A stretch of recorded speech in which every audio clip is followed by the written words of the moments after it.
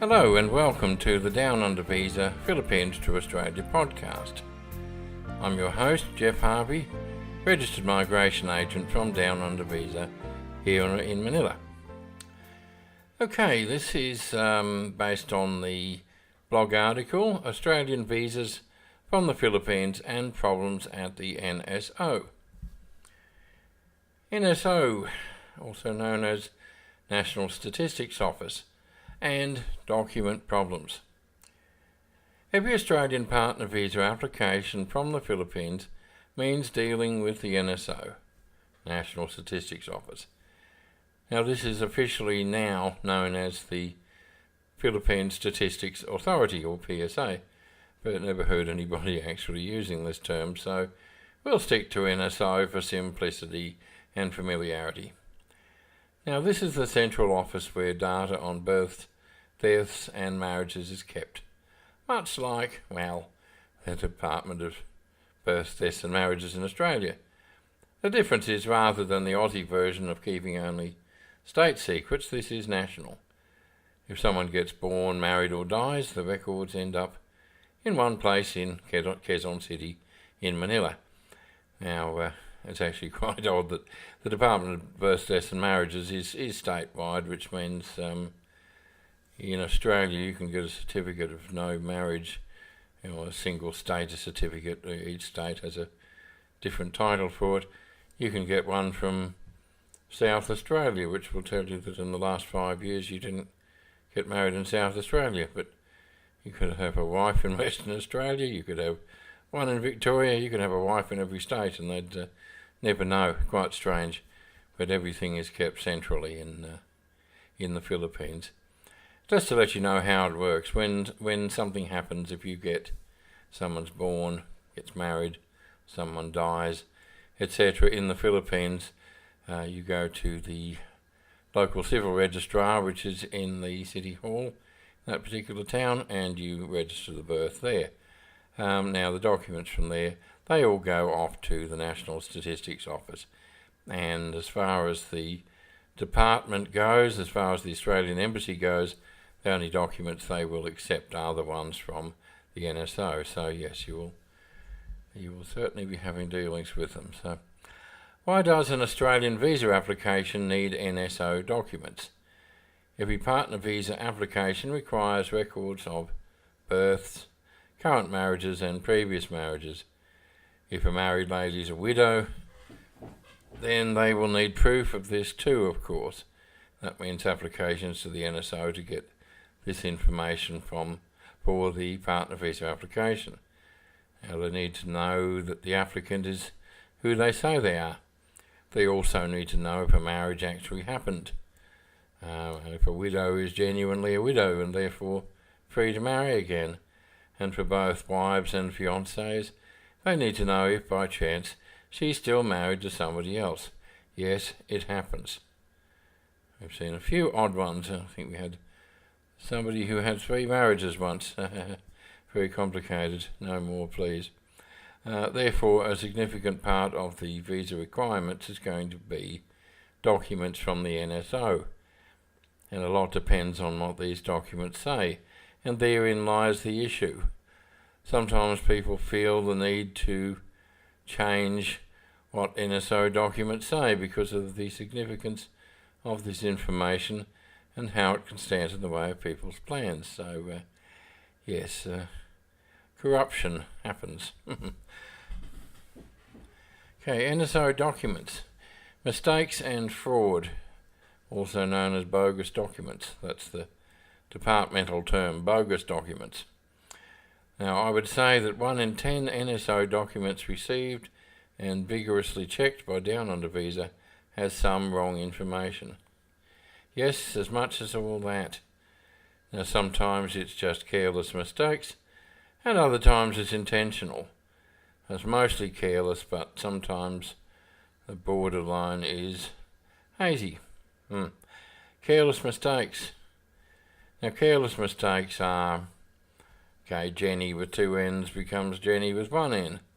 Rodriguez with a Z at the end becomes Rodriguez with an S at the end.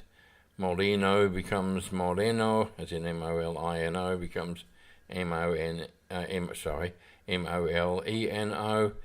things like that. Genders get mixed up, dates of birth are wrong, or marriage in Malate gets put down as Makati. Yes, we do actually get birth certificates where, it says that the lady is a man. They're not, but somebody was careless. Now, sometimes the clerk in the City Hall, which is, as I said before, is the section in the City Hall known as the local civil registrar, writes the information down wrong. Maybe an E looks like an O because it was typed on a sad and ancient typewriter.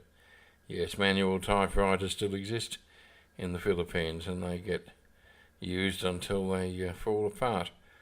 Or an auntie does the paperwork and she doesn't know the right spelling or date of birth, and thinks it doesn't matter very much.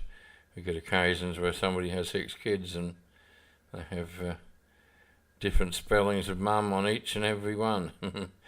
But sometimes it's done intentionally because there is some fraud going on. And therein lies the serious problems. Now, deliberate mistakes or just plain fraud. Sometimes children here are unofficially adopted. The child is registered again with a slightly different name, spelling, different date of birth, and of course different parents.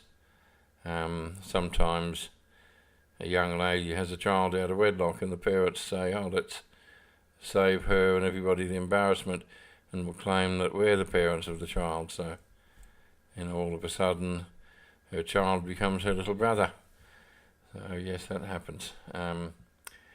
Now, yes, and sometimes where was I? Sorry.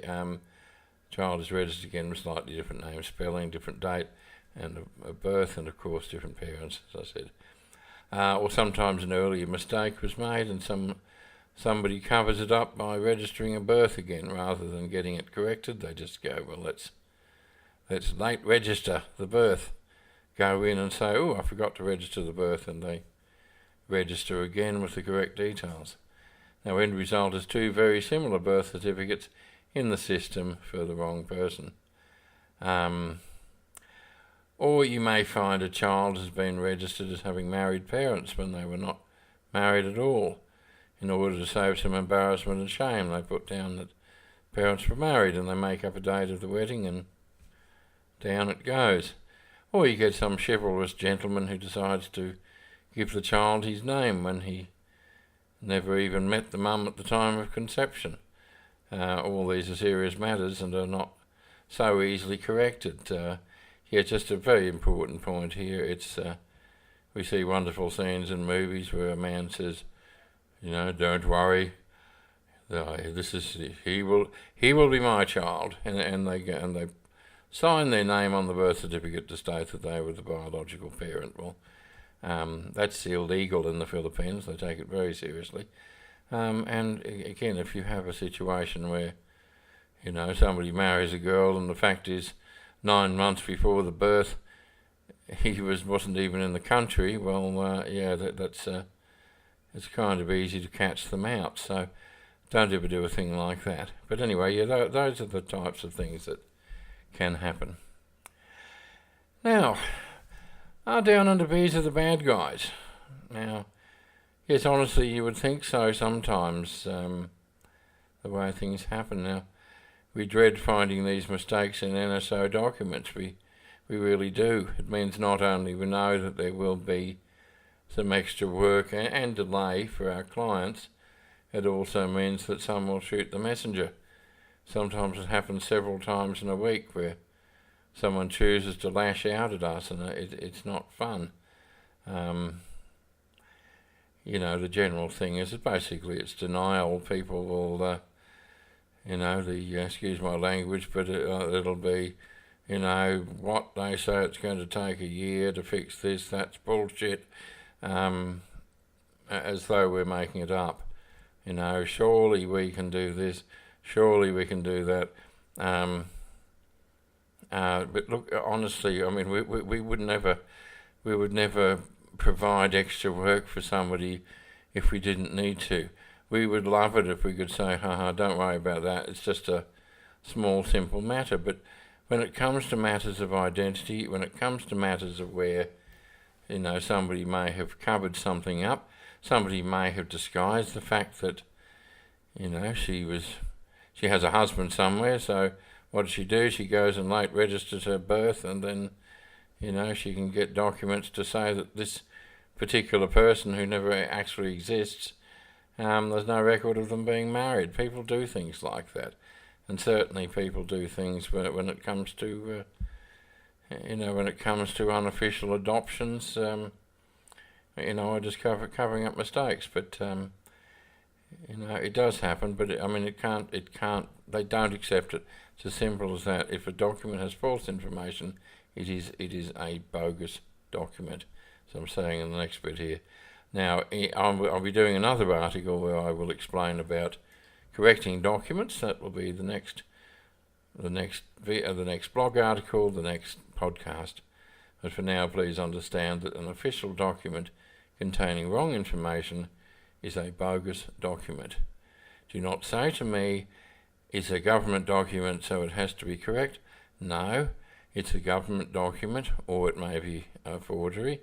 But even if it's a government document, even if it's correct as far as the government is concerned, if it contains wrong information, it is a bogus document and they will not accept it. And while you will hate hearing the news, if Down Under Visa were not so fastidious in discovering this error, then it would have meant a bogus document went through to the embassy. And bogus documents are migration suicide. What that means is refusal of the visa application and a 3-year ban from lodging another visa application. Now, if you have this problem, then Down Under Visa are the best friends that you have. As I said, chances are we are probably the ones who identified the problem in the first place, and we will. You're going to have some legwork involved, and that's all there is about it. We can't repair it. We're not Philippines attorneys, and there is a limit. We are recognised and we are qualified with the Australian Embassy and with the department in Australia, but we don't have any particular clout here.